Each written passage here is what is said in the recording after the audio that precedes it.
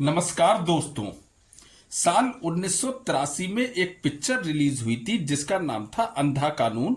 और इस अंधा कानून ने भारत की न्याय व्यवस्था को आईना दिखाया था। लेकिन आज हम बात भारत की न्याय व्यवस्था की नहीं कर रहे हैं, बल्कि अमेरिका की उस न्याय व्यवस्था के बारे में बात कर रहे हैं जिसने 43 साल तक एक बेगुनाह को सलाखों के अंदर रखा। एक ऐसी सच्ची घटना को मैं आपको बताने जा रहा हूं जिसको सुनकर आपके रोंगटे खड़े हो जाएंगे। उस बेकसूर की कहानी सुनने के बाद शायद आपके आंखों से आंसू निकलने लगे। तो ये सब जानने के लिए बने रहिए वीडियो के अंत तक। तो शुरू करते हैं अपनी वीडियो।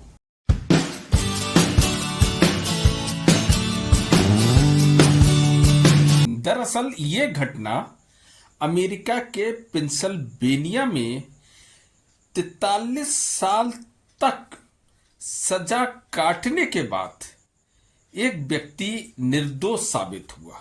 दरअसल ये जो व्यक्ति है ये भारतीय मूल के सुब्रमण्यम सुब्बू की कहानी है, जो कि मात्र 9 महीने की उम्र में अपने माता पिता के साथ अमेरिका चले गए थे। और इनके माता पिता के पास अमेरिका की नागरिकता थी।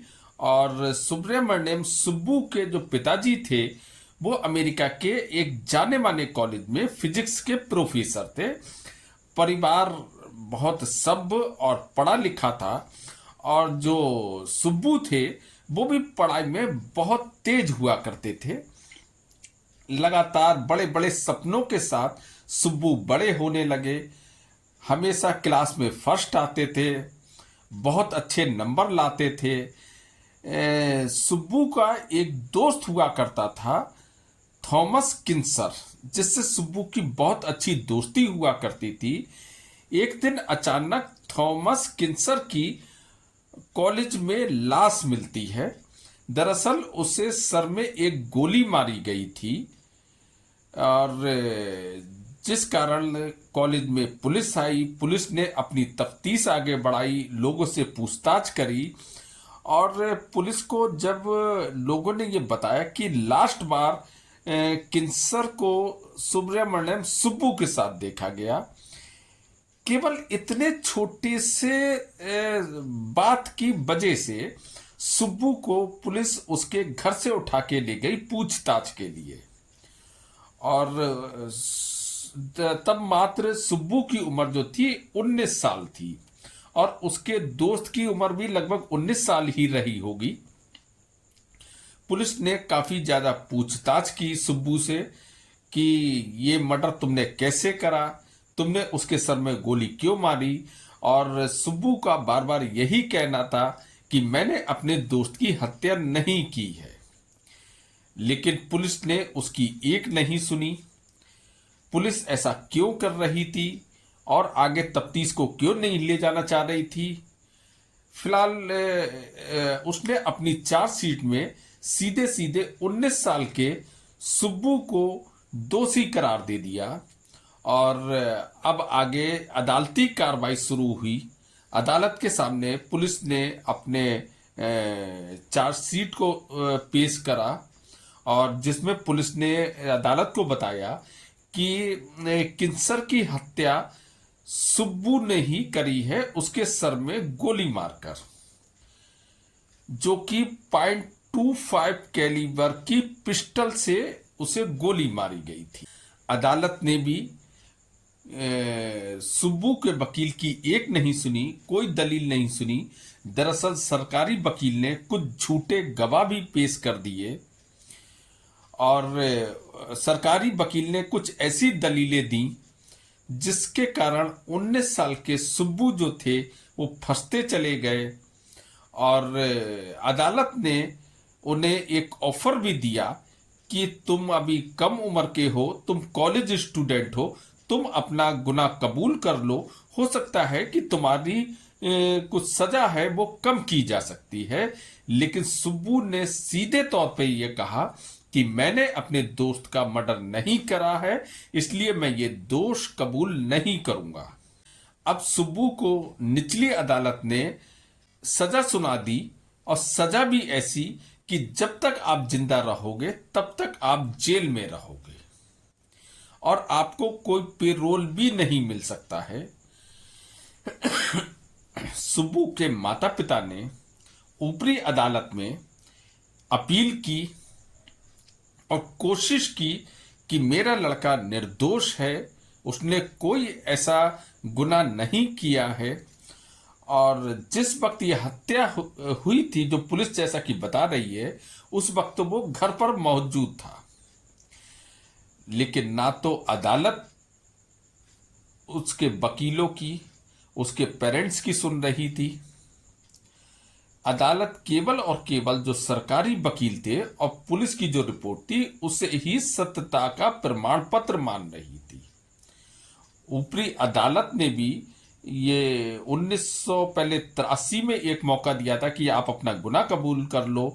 तब भी सुब्बू ने यही कहा कि मैं ये गुनाह कबूल नहीं करूंगा क्योंकि मैंने अपने दोस्त का कत्ल नहीं किया है। और 1988 में भी ऊपरी अदालत में जब ये केस गया तब भी सुब्बू ने सीधे सीधे ये कहा कि मैंने अपने दोस्त का कत्ल नहीं किया है, इसलिए ये गुनाह मैं नहीं कबूल करूंगा। जबकि अदालत चाह रही थी कि शायद उसकी कुछ सजा कम हो जाए अगर वो गुनाह कबूल कर लेता है। खैर, ऊपरी अदालत ने भी निचली अदालत को ही प्रामाणिकता दी या उसके ही आदेश को जारी रखा और उसकी सजा को आजीवन घोषित कर दिया। और ये भी उस सजा में लिखा गया था कि इससे कोई भी पेरोल नहीं मिल सकता। अब सुब्बू ने उसे उस सजा को ही अपनी किस्मत मान लिया। उसने जेल के अंदर रहते ही अपनी पढ़ाई जारी रखी। उसने जेल के अंदर ही 3-3 डिग्रियां हासिल करी। बहुत अच्छे नंबर के साथ जेल के ही अंदर उसने एमबीए करा और टॉप करा। और सुब्बू को पढ़ने और पढ़ाने का इतना शौक था कि वो खुद तो पढ़ा ही और साथ में अन्य कैदियों को भी, जिनको पढ़ने का शौक हुआ करता था, उसको भी वो जेल के अंदर पढ़ाने लगा। और जो भी उसके विद्यार्थी यानी कैदी हुआ करते थे वो भी बहुत अच्छे नंबर से पास होने लगे, टॉप करने लगे। और जो जेल के कर्मचारी भी थे वो भी इस बात से कहीं ना कहीं खुश थे कि सुब्बू बहुत अच्छी तरीके से पढ़ाता है, जिसको भी पढ़ाता है वो अच्छे नंबरों से पास होता है। उसकी जो माताजी थी 34 साल तक जब जब उन्हें मिलने की परमिशन मिलती रही उससे मिलने आती रही। उसके पिताजी ने भी अथक प्रयास करा कि सुब्बू को किसी भी तरीके से रिहा कराया जा सके। अदालत के जरिए भी उन्होंने कोशिश करी, बड़े बड़े नेताओं के पास भी वो गए, लेकिन किसी ने उनकी एक नहीं सुनी कि उनका बच्चा निर्दोष है। खैर, ऐसे करते करते 43 साल बीत गए। उनकी माताजी का भी देहांत हो गया, उनके पिताजी का भी देहांत हो गया। अब वो अकेले थे। उन्होंने सुब्बू ने अपनी किस्मत मान ली थी। अब सुब्बू की उम्र 19 साल से 61 साल हो चुकी थी। इसी समय में सेंट्रिक काउंटी के एक जज अचानक पुरानी फाइलें पलट रहे थे, क्योंकि कुछ जो जज होते हैं या वकील होते हैं अपने आप को और निखारने के लिए पुराने केसों को स्टडी करते हैं ताकि आगे जो फैसला है उसको और बढ़िया समझा जा सके, उससे अच्छा अपने आप को कैसा तराशा जाए। इसलिए कुछ जज और वकील पुराने केसों की स्टडी करते हैं। इसी दौरान जो एक जज थे, जोनाथन गाइन नाम के एक जज थे, वो पुराने केसों की स्टडी कर रहे थे। उसी दौरान सुब्रमण्यम सुब्बू की फाइल उनके सामने से गुजरी और जब उन्होंने सुब्रमण्यम सुब्बू की फाइल को जब ध्यान से देखा तो उनकी आंखें फटी रह गई कि ये कैसे हो सकता है कि पुलिस की रिपोर्ट, एफबीआई की रिपोर्ट और पोस्टमार्टम की रिपोर्ट ही अलग है। यानी सुब्बू को जिस वजह से उम्र कैद की सजा दी गई थी, वो तो सबूत उससे मेल ही नहीं खाते। दरअसल पुलिस ने जो अपनी रिपोर्ट पेश की थी, उसमें पुलिस ने कहा था कि उसका जो दोस्त था, सुब्बू का दोस्त था किंसर, उसे सर में .25 कैलिबर से गोली मारी गई थी। जबकि एफबीआई और पोस्टमार्टम की रिपोर्ट में सीधे सीधे ये लिखा गया था कि इसके सर में गोली किसी .25 कैलिबर से ये गोली नहीं मारी गई थी, क्योंकि सर में जो सुराग था वो बहुत छोटा था। जबकि .25 कैलिबर से अगर गोली मारी जाती है तो उसका जो छेद होता है वो काफी बड़ा होता है। और उस रिपोर्ट में, पुलिस की रिपोर्ट में ये भी लिखा था कि जिस हथियार से किंसर की हत्या की गई थी, वो हथियार कभी मिला ही नहीं, क्योंकि सुब्बू से कई बार उस हथियार के बारे में पूछताछ हुई थी, लेकिन सुब्बू ने उस हथियार के बारे में कोई जानकारी नहीं दी। जिस कारण जज जोनाथन गाइन ने इस केस को रीओपन करने का निर्णय लिया। अब जज को इस बात की भी जानकारी हो गई थी कि सुब्बू को सन 1983 और 1988 में एक मौका मिला था, जिसमें जज ने सुब्बू से यह कहा था कि तुम अपना गुनाह कबूल कर लो, जिस कारण तुम्हारी सजा कम हो सकती है।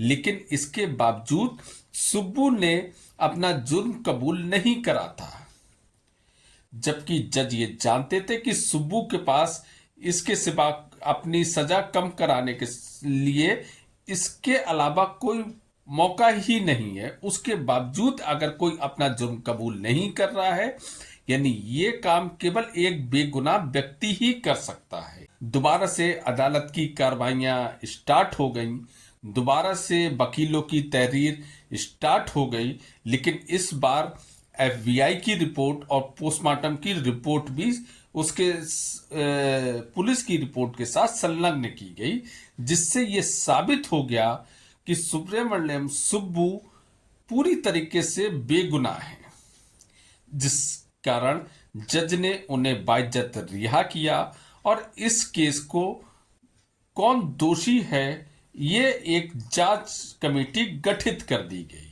असली दोषी कौन है? सुब्बू की आंखों से आंसू निकलने लगे। सुब्बू फूट फूट कर रोने लगा कि मेरी पूरी जिंदगी तबाह कर दी गई। मेरी आज उम्र 19 साल से लेके आज मैं 61 साल का हो गया। मेरे घर में कोई बचा ही नहीं। मेरे माता पिता खत्म हो गए। जो मेरे बहन थी वो खुद अब काफी ज्यादा उम्र की हो गई। मेरी पूरी जिंदगी तबाह हो गई, लेकिन फिर भी उसे इस बात की कहीं ना कहीं अंदर खुशी थी कि चलो उसे न्याय मिला। लेकिन अब अमेरिका के अंधे कानून की एक कड़ी और स्टार्ट होती है। सुब्बू की जो रिहाई थी वो कुछ ही मिनटों की थी।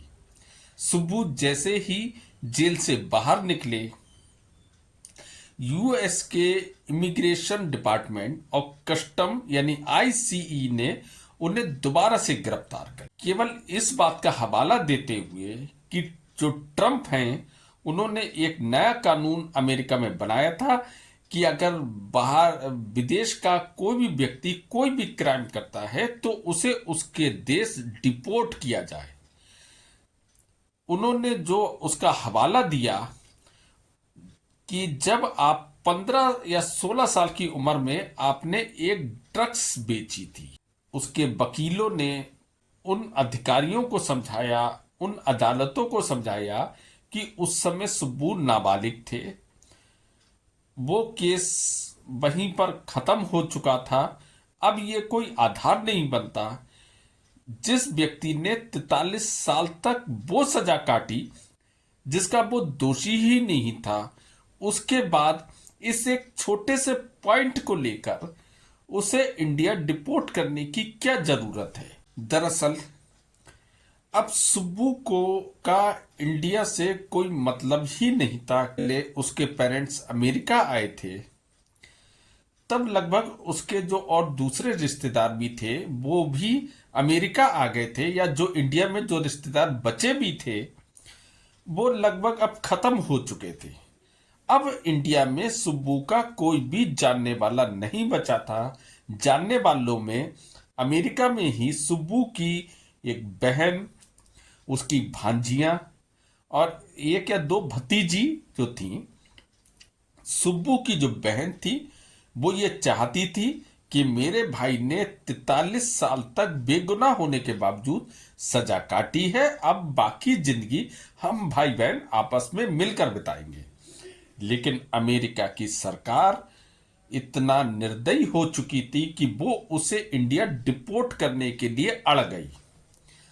अगर सुब्बू अब इंडिया इस उम्र में 61 साल की उम्र में आते हैं, अब उनका कोई जानने वाला इंडिया में नहीं बचा है।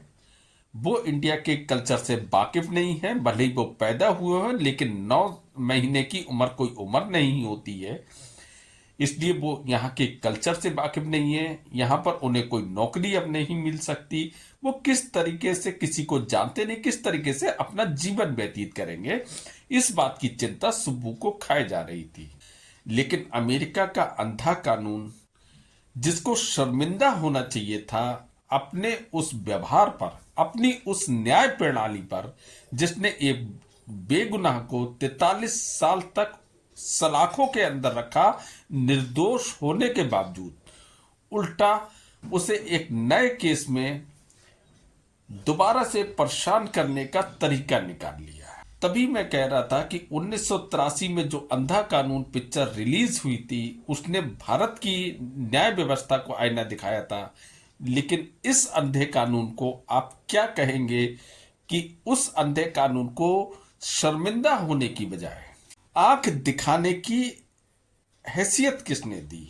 वो अमेरिका जो पूरी दुनिया पर सवाल उठाता है, पूरी दुनिया से सवाल पूछता है, आज उसकी न्याय व्यवस्था इतने निम्न स्तर की हो चुकी है जो शर्मिंदा होने की बजाय एक व्यक्ति क्या जिंदगी तबाह करने के बाद भी चैन की सांस ले सकती है। आप अपनी राय जरूर देना इस विषय पर कमेंट्स बॉक्स में। वैसे अभी इस वक्त ये केस अदालत में चल रहा है और अमेरिकन सरकार जल्दी से जल्दी सुब्बू को भारत भेजने की तैयारी में लगी हुई है, जबकि बहुत सारे संगठन और वकील ये चाहते हैं कि सुब्बू को अब 43 साल के बाद न्याय मिलना चाहिए। आप अपनी राय जरूर देना, क्योंकि आपकी राय भी मायने रखती है। और अगर आपको ये वीडियो कहीं से कहीं तक अच्छा लगा हो, दिल को छुआ हो, तो मेरे चैनल को सब्सक्राइब जरूर कर। तो फिर मिलते हैं अगले शनिवार को एक नए विषय के साथ। तब तक के लिए थैंक यू वेरी मच। नमस्कार।